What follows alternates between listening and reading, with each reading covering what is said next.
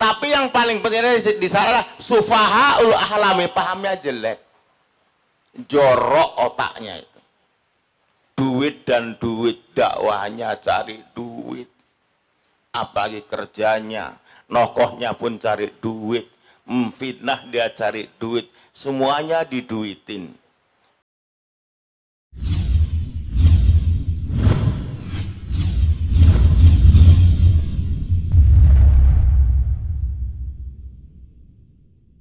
Assalamualaikum warahmatullahi wabarakatuh.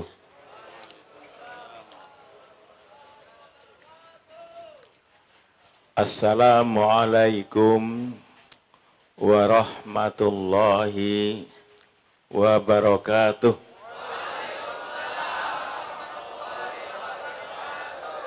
Alhamdulillahi rabbil alamin. Bihi nasta'inu ala umuri dunya wa din. Allahumma salli wa salim ala sayyidina wa maulana Muhammad wa ala alihi wa sahbihi ajmain. Alhamdulillahilladzi hadana wa aqamana ala dini kullihi kafah salatan wa daima wa sarmadan ala habibina wa maulana Muhammad wa ala alihi wa sahbihi ajmain wa ba'du. Yang sama-sama kita muliakan guru kita Kiai Haji Tengku Zulkarnain Shahibul Maqam. Berikut para santri-santri, para hufaz insyaallah yang darinya alam ini berkembang dan tumbuh dengan subur. Yang sama-sama kita muliakan Asyik Mufti Nasihin, juga Habib Haikal yang ganteng. Mudah-mudahan ketularan kita ganteng jiwa raganya kepada kita semuanya. Berkat Habib, darahnya baginda Rasulullah Sallallahu Alaihi Wasallam. Sungguh sebuah desa, sebuah tempat akan gersang kalau belum pernah dipijak oleh baginda Rasulullah Sallallahu Alaihi Wasallam. Hari ini, bumi ini, tempat ini bukan saja sekedar dipijak oleh serpihan tubuh baginda Rasulullah, tetapi serpihan tubuh itu ada di tengah-tengah kita. Mudah-mudahan berkah daripada darah dan serpihan baginda Rasulullah Sallallahu Alaihi Wasallam, kita semuanya berkenan mendapat syafaat azuma daripada baginda Rasulullah Sallallahu Alaihi Wasallam. Demikian para asatidz, Anda sahabat abun tercinta dari kota Pematang Siantar, Asyik Muhammad Azim, dan juga teman-teman yang lain, juga para ustadz-ustadz yang mungkin abun tidak bisa menyebutkan satu persatu mengingat waktu sangat berharga ini. Hadirin dan hadirat yang dimuliakan Allah Subhanahu wa Ta'ala. Kenapa dalam ceramah kalimat ini selalu dan sering senantiasa diulang-ulang? Yang mulia dan yang mulia. Nah, sebenarnya kalau mau jujur, orang yang termulia seperti yang dilansir dalam sebuah hadis, di mana seorang sahabat bertanya, "Ya Rasulullah, siapakah orang yang termulia di sisimu kelak ya Rasulullah?" Secara sederhana beliau menjawab, "Aktsaruhum alayya sholatan." Orang yang terbanyak bersolawat itulah yang paling mulia. Jadi mulia di sini bukan karena banyak duitnya. Boleh juga banyak duit tapi banyak sholawat. Tapi ini jarang kejadian. Kalau sudah banyak duit, lupa sholawat itu. Kenapa? Mohon maaf kalau ini ada yang menyinggung, tapi Abun datang dari Siantar bukan untuk menyinggung hati. Orang yang banyak duit itu sombong. Bagaimana bentuk sombongnya? Tatkala datang panitia pembangun masjid dengan enteng, "Nah ini berapa sembako? 10 juta. Nah oleh karena itulah sekilas ini disebutkan bahwa kemuliaan itu bukan dari sana dasarnya. Secara logika, teori juga seperti Abun katakan tadi, bisa saja orang yang banyak duit, banyak sholawatnya. Demikian juga, bisa juga orang pejabat tinggi, banyak sholawatnya. Tapi Abun yang orang kampungan ini belum pernah Abun lihat yang namanya pejabat itu banyak bersolawat. Bahkan seorang pejabat kalau diundang, begitu kata sambutan, ada tugasku yang lain katanya. Mungkin di sini Kepler pun nggak ada di sini. Ada Kepler di sini. Itulah gambaran fakta yang nyata. Bahwa sebenarnya kemuliaan bukan dari sana sumbernya. Oleh karena itu bagi kita, nggak usahlah minder kalau nggak jadi pejabat, plus nggak usah minder kalau nggak punya duit. Tapi yang utama tujuan pokok, perbanyak salawat kepada baginda Rasulullah Sallallahu Alaihi Wasallam. Kenapa kita harus cinta kepada Rasul? Bagaimana kita tidak cinta? Bagaimana coba? Beliau katakan bahwa as-syafaati li ahlil kabair min umati. Luar biasa ini. Ada satu gambaran bahwa kita ini banyak dosa memang.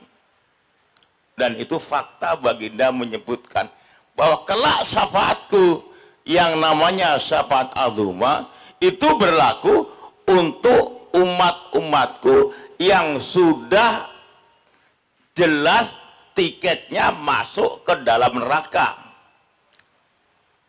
Mohon maaf, mungkin guru kita ini nggak dapat syafaat azuma, itu nggak dapat.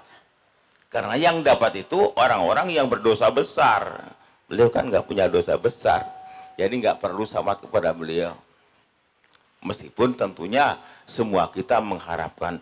Tapi ini jangan dipelintir ya, jangan dipolitisir. Kalau gitu Bun, boleh dong kita kerjakan dosa besar. Nggak ada Bun bilang begitu, nggak ada. Nggak ada. Ini bagi yang sudah terlanjur, sudah melakukan dosa. Artinya apa? Di sisi yang lain, di Islam tidak ada jalan buntu. Dosa segede manapun, kalau ia cinta kepada baginda Rasulullah Sallallahu Alaihi Wasallam, akan bisa dibebaskan. Jadi nggak ada alasan kita nggak cinta sama Rasul. Dalam hadis yang lain juga kata baginda Rasulullah Sallallahu Alaihi Wasallam, likulun nabiin doaun mustajab. Setiap nabi punya doa yang pasti jebol langit sana. Tapi doa itu kusimpan untuk umatku hari kiamat. Luar biasa. Di mana kita sangat-sangat membutuhkan bantuan, suasana yang dahsyat dan luar biasa di padang mahsyar. Disitulah baginda menggunakan senjata pamungkasnya mendoakan kita umat. Jadi nggak ada alasan kalau kita tidak mencintai baginda Rasulullah Sallallahu Alaihi Wasallam. Makanya Abun kadang-kadang heran. Ya heran sih, wajar. Orang yang tidak percaya dengan maulid ataupun muludan ataupun milad baginda ini, sama seperti bilang begini, ngapain lu tanam padi gitu. Seperti orang yang sudah kenyang Tapi dia protes, ngapain tanam padi? Padahal dia hidup dan dibesarkan itu dengan beras. Seperti itulah. Nah, kalau itu gambarannya, itu adalah orang-orang yang mabuk. Kan kita nggak perlu terpengaruh dengan orang yang mabuk. Masa kita marah dimaki-maki sama orang mabuk? Sama juga ada seberang sana yang menuding kita adalah kita ini laksana domba-domba yang sesat. Apa kita sakit hati dibilang gitu? Ngapain sih orang kafir bilangkan kita sesat? Nggak perlu sakit. Nah, demikian juga tidak perlu terpengaruh dengan orang-orang yang mengatakan ngapain buat maulid. Aneh. Sudah kenyang makan nasi, masih mengatakan untuk apa tanam padi. Itulah tamsilannya. Nah, hadirin dan hadirat yang dimuliakan Allah Subhanahu wa Ta'ala. Walaupun tidak seperti itu kedatangan kami dari Siantar, tapi begitulah harap keberkahan dari pertemuan para ulama ini aja udah barokah. Duduk saja kumpul-kumpul begini, Allah curahkan barokah. Nggak usah dulu bersolawat, duduk saja mendapatkan barokah sudah. Ada guru kita, ada kiai kita, ada habib kita. Doakan ya Habib. Doakan ampun. Jangan bosan doakan ampun. Ya. Luar biasa. Nah, hadirin dan hadirat yang dimuliakan Allah Subhanahu wa Ta'ala. Orang-orang yang mengatakan tidak perlu mengadakan maulid, tidak perlu mengadakan milad ini dengan segala macam dalilnya, bahkan belakangan ada juga orang yang sedeng-sedeng mengatakan milad itu mubazir segala macam. Kita nggak perlu tersinggung karena namanya orang mabuk ya biar aja toh. Mudah-mudahan hilang mabuknya nih. Nah, boleh dibilang yang apa kurang Al-Quran, yang ganteng-ganteng, good looking itu, kiai ya. Allah, ini kerjaan apa? Abun bilang itu kurang kerjaan. Banyak yang diurusi untuk umat ini, kok ngapain diseret-seret good looking menjadi teroris segala macam. Banyak kerjaan masih. Ngapain? Ngurusin umat yang begini besar pahala dan fadilahnya, masih banyak tugas kita. Tapi sudahlah, harus begitu manusia. Sama seperti dalam gerakan hari ini. Ngapain sih demo-demo, ngapain segala macam. Doakan saja kenapa? Toh dalam Al-Quran, wa ma arsalnaka illa rahmatan lil alamin. Islam kan agama rahmah. Abun bilang ini orang mabuk ini. Orang mabuk. Kenapa orang mabuk? Orang yang menyikapi suasana ini dengan wa ma arsalnaka illa rahmatan lil alamin, sama seperti menyalakan senter di jam 12 siang hari itu. Sama itu. Nggak tepat sasaran gitu.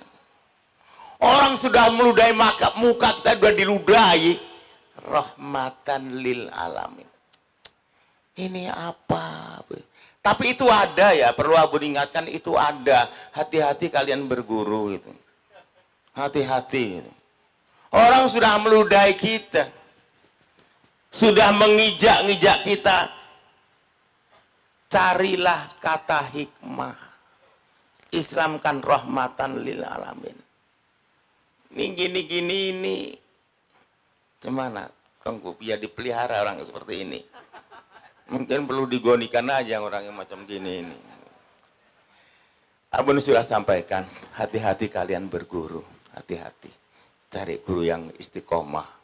Yang faham dengan Al-Quran dan hadis. Yang bisa pas dan tepat menggunakan nas-nas Al-Quran. Makanya di dalam sistem disiplin Al-Quran itu ada sebuah hadis mamfassarul Quran. Apa itu? Biro'yih falyatabawwa maq'adahu. Ini orang yang menyikapi situasi begini dengan wa ma arsalnaka ini termasuk itulah dia.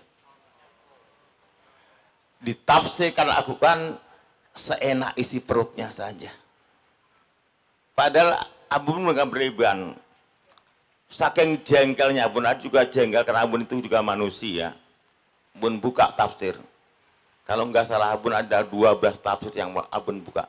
Nggak ada yang punya makna. Rata-rata memberikan makna bahwa makna rahmatan li alamin man qabilahu wa tabi'ahu sa'adat dunya wal akhirah. Itu yang ada.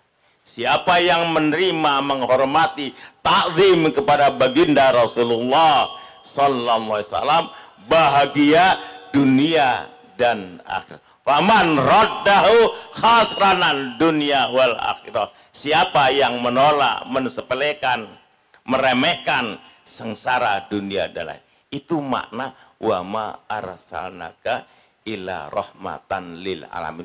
Surah Al-Anbiya. Hati-hati orang-orang yang suka mutar balikan Al-Quran seenak isi perutnya. Kenapa? Baginda mengingatkan, saya rujuk kaumun fi akhir zaman ahdathul apa itu? Asnani, terus sufahaul, terus yakuluna min qawli khairil bariyah, terus la yujawizu imanuhum tarakiyahum fa idza laqitumu faqatuluhum fa inna fi qatlihim ajrun. Sampai begitu kata Nabi. Kelak di akhir zaman ada yang orang usianya muda. Usia muda ini mengandung pengertian seperti syekh. Bisa juga memang anak-anak, bisa juga baru kenal agama. Itu makna usia muda dalam beragama. Umurnya sudah 60 tahun baru baca Iqra, kira-kira seperti itu. Ataupun memang benar-benar baru usianya 15 tahun. Itu makna ahdatsul asnani. Tapi yang paling penting di sana adalah sufahaul ahlami, pahamnya jelek. Jorok otaknya itu. Duit dan duit, dakwahnya cari duit. Apalagi kerjanya, nokohnya pun cari duit. Fitnah dia cari duit. Semuanya diduitin. Istrinya pun dijual untuk dapatkan duit. Anaknya dijual. Banyak sekarang orang jual anak itu. Di sini ada nggak orang jual anak? Ada nggak? Abun khawatir gudangnya pula nantinya. Jual anak itu contohnya begini loh. Nyekolahkan anak untuk diidam-idamkan menjadi pejabat. Makanya sampai di sini Abun sering bilang, kok nyekolahkan anak menjadi pencuri sih? Buat disekolahkan ke madrasah, ke pesantren, ke tahfidz, itu baru sekolah. Lah kalau menyekolahkan anak untuk jadi pejabat, Abun bukan menyindir pejabat, bukan. Tapi ini Abun bicara tentang fakta, tentang kenyataan. Karena hampir-hampir ada sih 1-2 pejabat yang lempeng, tapi itu 1,5 juta aja yang ada. Bukan 1,1 juta gitu. Umumnya kalau jadi pejabat, kalian bisa lihat. Maka Abun pernah bilang, kalau aku mati, hai murid-muridku, nggak usahlah diundang pejabat, itu nggak usah. Kenapa? Hadis mengatakan, kullu lahmin nabata min suktin fannaru aulami. Nah, hadis yang lain alamana baginda menyebutkan, lukmah, satu suap yang kita makan, maka akan menahan, mencegah ibadah selama 40 hari. Artinya, kalau kita makanan satu suap dengan yang haram, 40 hari ibadah kita nggak diterima. Nah, nasi sebungkus itu berapa suap? Berapa suap? Kalau kita beli nasi bungkus ataupun sepiring, berapa suap kira-kira? Ini kita bicara fakta, kita bicara matematika. Nasi sebungkus berapa suap? Enggak yang kita makan, masa kita lupa, atau sepiring berapa suap? Berapa Ustaz? Berapa suap? Berapa suap? Satu piring. Berapa? Enggak, satu piring aja. Satu bungkus yang 10.000 itu berapa suap? 20 suap. Di sini 10.000 ya. Nah, 10.000 itu isinya 20 suap. Kalau daripada 10.000 itu uang curian, sementara satu suap itu adalah 40 hari, berapa lama nggak diterima ibadahnya dengan 10.000? Berapa itu? Hampir 3 tahun kata Buya kita. Nah, kalau 1 miliar korupsi apa jadinya? 10.000 saja hampir 3 tahun nggak diterima ibadah. Kalau 1 miliar korupsi itu kan bahasa keren. Padahal apa itu korupsi itu? Nyolong tau. Korupsi itu kan nyolong, maling, ngerampok, begal. Nah, 10.000 saja 3 tahun kata Buya kita, ibadah nggak diterima. Kalau 1 miliar macam mana? Seumur hidup kalau dia nggak tobat. Tobat itu gimana sih? Kalau dia tobat, dicolong 1 miliar, ya dipulangkan 1 miliar. Itu namanya tobat. Tapi belum pernah kedengaran juga orang tobat diponis masuk penjara, malah 2 kali lipat dia sudah di dunia dipenjarakan, di akhirat kan belum selesai hukum dunia itu.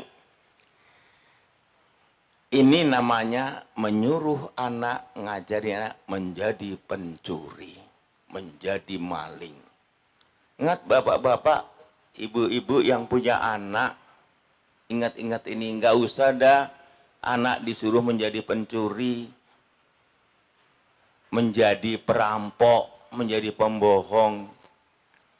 Memang kata orang kampung, iya Pan, kata orang kampung, kalau anak tahfidz bisa apa? Biar aja lah. Biar aja nggak bisa apa-apa. Yang penting sholat jangan tinggal. Dan yang penting ibadah tidak kurang. Yang penting kenal sama baginda Rasulullah Sallallahu Alaihi Wasallam. Nggak cukup sama kita. Dunia nanti sebentar. Sebentar sekali. Lebih-lebih macam seusia abunnya apa yang harus dikejar? Pintu kubur sudah menganga. Kalau kata orang kampung, sudah bau tanah. Mau ngapain hidup? Ini pun sudah banyak bonus. Nabi kita berapa umurnya? 63. Abun sudah dapat bonus 10 tahun sudah. Hari ini sudah 73. Sudah lewat batas ini. Ini entah karena saking rakusnya hidup. Tapi pun nggak minta kok panjang umur itu nggak abun minta. Dengan arti kata panjang umur cara matematika nggak abun minta. Abun minta panjang umur memang dalam ibadah, bukan untuk matematika lama, bukan. Nah, hidup cuma sebentar bapak-bapak sekalian, kalau punya anak ingat-ingat. Cuman dia memang repot lah. Repotnya itu kita selalu dihadapkan oleh kepentingan. Kita selalu dihadapkan oleh gesekan dan pengaruh. Jarang yang tabah. Mudah-mudahan mari kita sama-sama berdoa anak-anak kita diselamatkan oleh Allah Subhanahu wa taala, dan pejabat-pejabat kita semua semoga diistiqomahkan oleh Allah Subhanahu wa taala. Abun dengar tadi di kanan kiri kita ada calon Bapak Wali Kota. Tolong Pak Wali Kota kalau diberi amanah sama Allah Subhanahu wa taala, nanti perhatikan umat ini. Perhatikan. Tolong diperhatikan umat ini. Ya, kalau konsep negara ini asik yang didandani ekonominya. Bantuan-bantuan ekonomi. Kita tahu itu. Ada namanya apa? Bantuan langsung. Ini nggak menolong ini. Sistem dan konsep apapun yang diterapkan untuk mengatasi resesi nggak bakalan ada gunanya. Dan itu fakta. Semakin dikasih bantuan, semakin orang berpikir ngapain kerja, toh bantuan akan datang.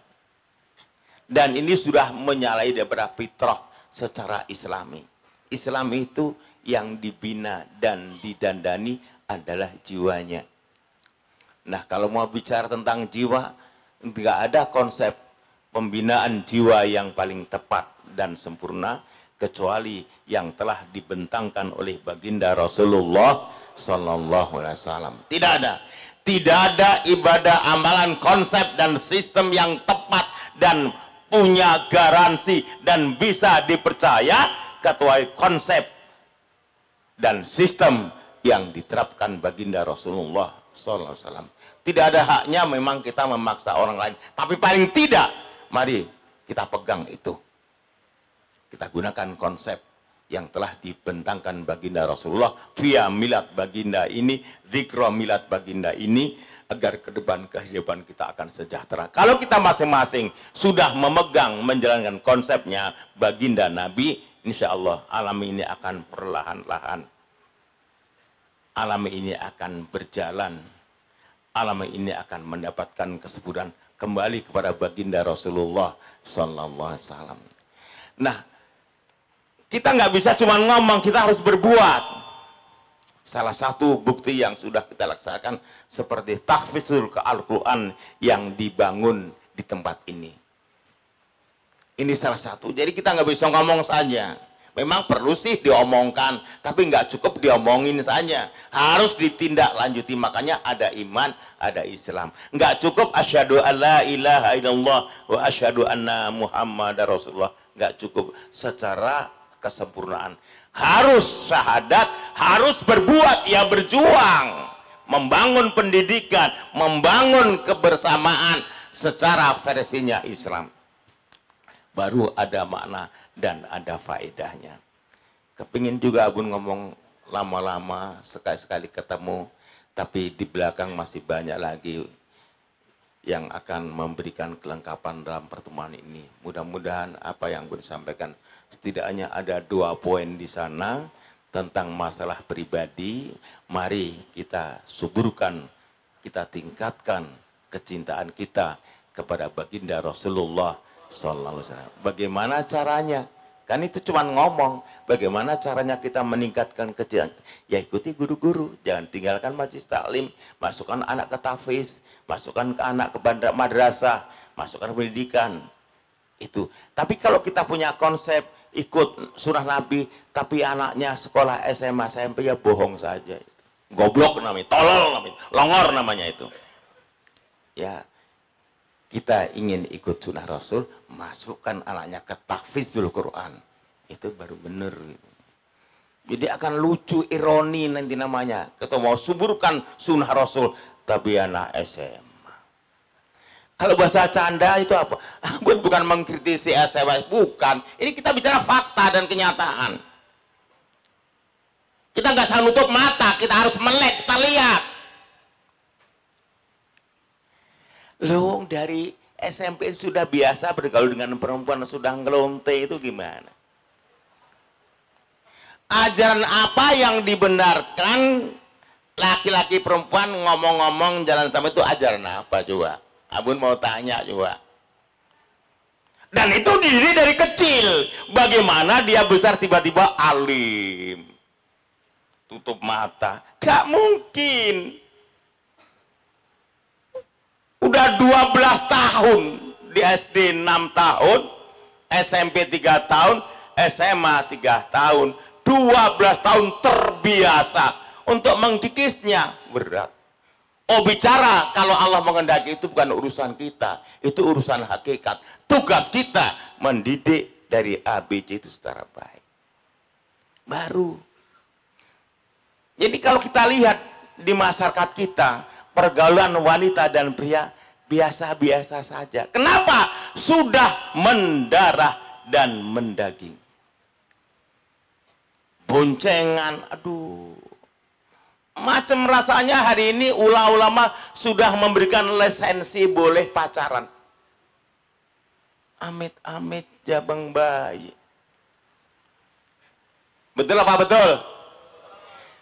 Sepertinya Ustadz sudah memberikan tanda tangan setuju tentang berpacaran. La ilaha illallah. Macamnya nggak bisa dibendung lagi dan nggak bisa dilarang lagi. Kalau pendidikan itu diteruskan, bagaimana bisa mungkin tertanam cintanya kepada baginda Rasulullah. Kalau sudah seperti itu, bagaimana mungkin nanti di akhirat Rasul akan memberikan syafaatnya? Kalaupun kita berteriak, ya Rasul, aku umatmu, kau siapa? Tak pernah mengikuti, apalagi menjaga, membela. Ada 3 golongan. Dan baca ada 3 golongan nanti yang tidak bisa melihat wajah baginda Rasulullah Sallallahu Alaihi Wasallam. Nggak bisa melihat, nggak bisa ketemu. Salah satunya adalah mantaraka sunati. Siapa yang meninggalkan sunahku, gak akan bakal bisa melihat, apalagi ketemu baginda Rasulullah Sallallahu Alaihi Wasallam. Melihat saja sudah indah di wajah kita. Panas yang terik bisa menjadi sejuk, itu melihat saja. Apalagi bisa bersalaman. Tapi ini 3 golongan tidak bisa ketemu, melihat gak bisa baginda Rasul. Salah satunya orang-orang yang meninggalkan sunnah baginda Rasulullah Sallallahu Alaihi Wasallam. Kalian tahu sunnah itu apa sih? Kehidupan yang konkret semuanya. Itu sunnah, kehidupan yang menyeluruh. Wa ma atakumur rasulu, apa itu ujungnya? Fakhudhuhu wa ma nahakum anhu fantahu. Itu sunnah. Wa ma atakumur rasulu fakhudhuhu. Apa saja, ya apa saja. Ngomongnya, pakaiannya, tidurnya, bergaulnya, memerintahnya, berjalannya. Kalau kita berani meninggalkan sunnahnya, gak usah mimpi dah, syafaat. Ketemu juga tidak. Makanya mudah-mudahan yang kita gadang-gadang menjadi wali kota Medan itu jadi. Dan Abun titip salam, kalau jadi, tukar pakaian dinas wali kota itu. Pakai apa? Pakai gamis. Kalau berani, Abun mau doakannya. Kalau nggak berani, Abun males loh. Itu sunnah. Nggak usah alasan lah, kan sedang bertugas loh. Memangnya bisa dipisahkan antara tugas dengan manusianya. Nanti di akhirat bisa dipisahkan. Nggak bisa. Jadi kembali lagi, tumbuhkan cinta kepada baginda dengan mengikuti apa yang dibawa oleh baginda dan menjauhlah daripada larangan baginda. Yang tadi yang Abun sental tadi sudah macam membudaya, nggak bisa dihindari tentang hubungan pria dan wanita. Kalau semuanya majelis seperti ini, pisah wanita dan pria, itulah dia sebenarnya ajaran itu. Tidak keruntal-keruntal, senggol sana, senggol sini. Abun tengok nggak ada perempuan, padahal banyak perempuan ini tapi berpisah. Begini majelis itu sebenarnya. Ada pula yang keren sekarang, Buya Tengku, apa yang keren? MC-nya itu mesti perempuan, wah, mesti bergincu. Aduh, amit-amit Jabang Baik ini gaya apa gini? Harus nampil, baca Al-Quran juga begitu. Perempuan ditampilkan yang menerjemahkan satu laki satu, berpasang-pasangan. Ini gaya apa begini ini?